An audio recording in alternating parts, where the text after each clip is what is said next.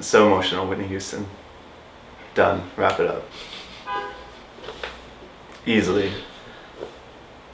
So emotional. Why? Do you ever hear a song and you're just like, that's like what I'm going through right now. That's what I'm learning. Not only like that's what I'm going through right now, but that's what I'm learning about myself right now. Yeah, I think that's, for me, it's just the song of my life at that time really coincides with what I happen to be learning about myself at that time. Wait, that's kind of a good idea. I'm gonna make an app that is me. And it's just you. Yeah, and it would like say the things that I say. Do the things that you would do. It'll be like I love social media. I really do. It's a hobby. It's a way for me to keep up with my friends that I don't get to talk to every day. And it's a release for me. The same way that like my grandmother, who used to have coffee with her friends every day and gossip about everyone, that was a release for them. It was kind of like their therapy. It didn't hurt anybody that they knew of. It didn't really, after everybody left, that was it, you know. But it's a release. I go on and I have my morning coffee with my friends over the newsfeed of Facebook. And I think it's really powerful, and I think it's really awesome, and I think it's really dangerous too. I think that it's slowly overtaking action of like kind of physically doing something about situations. We talked about this before, about that whole thing with changing your profile picture to like the rainbow filter over your profile picture. Like that's great, that's really good, like get awareness out there. But the reason that awareness is important is because it's usually the precursor to action. People who say, I can't do anything to fix this, I can't change this, change isn't possible, is because they don't want to deal with the consequences of some of the actions they would have to take to make that change. Right. And I think culturally that's happening a lot. I know the times in my life that I sat still and said, you know, and played the victim,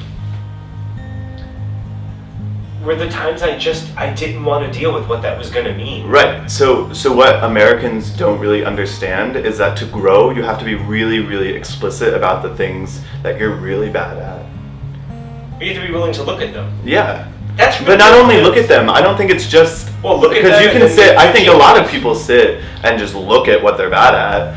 I think a lot of people do that. But what's I don't the think point? anybody shares it. But what's the point of doing that if you're not going to do something about it? Because It's like I don't self-torture. Like, No. I'm really terrible at this, and I'm just going to sit in that. Yeah, but I don't think that it's just about that. I don't think it's just about like that's all part of it. That's part of it. But the part that we're missing is this kind of sense of community and like, look, we all fuck up all the time.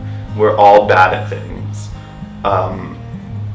And we all need to look at it together. We don't need to look at each other. We need to look at the things that we're dealing with together. People need help. I don't believe that you can do this world on your own, because it's like, oh, we found this road to change. We found this road to. Well, I feel like it's the groundwork, Adam. Like, you change your avatar, maybe a homophobic ant messages you and says, do you support gay people? You know, when you have that conversation, Right. Best case scenario. Right. But it's not the change, it's part of the change. No, because really what that ant would do, really, realistically speaking, is would make a passive-aggressive status about it and get all of her friends to like it, and then I would see it and cry, and then go eat Cheetos in the air conditioning, you know, and watch God only knows what. Well, I do think the most powerful part of Facebook and social media is awareness. Like, again, my aunt, who's a homophobe, might not ever even take a minute to think positively or negatively about gay rights. But if she sees on my Facebook that I posted an article about gay rights, or I posted a picture of me kissing my boyfriend, then she'll think about it.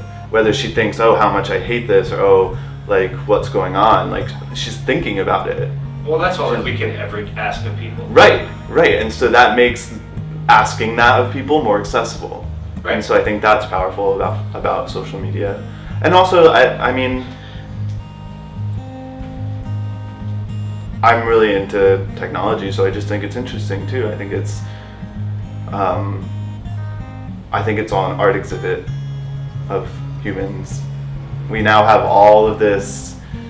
Well, we have all the humans. We have all of these archives now of the way that human beings are, and like in 100 years, like we'll be able to look back on people's news feeds or on people's walls and be like, that's really how people acted 100 years ago.